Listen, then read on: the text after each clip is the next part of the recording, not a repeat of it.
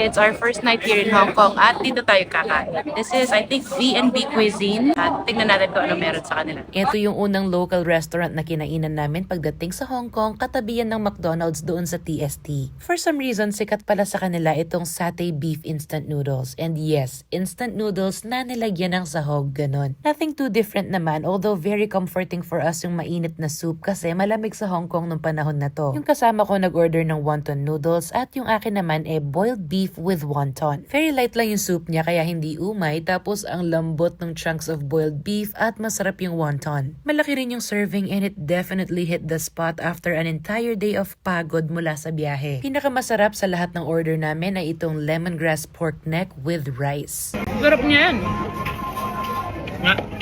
Meron din tayong sweet soy sauce chicken with rice na may kasamang ginger and scallion oil. The chicken is super juicy and alam mo yung very simple lang yung flavors pero well pronounced. And then pahabol order ko itong cucumber na refreshing pero spicy and garlicky at the same time. Maraming nagtitinda ng breads and pastries sa Hong Kong at may nadaanan nga kami after dinner so bumili kami nitong pineapple bun na in-enjoy namin habang naglalakad pa uwi sa hotel.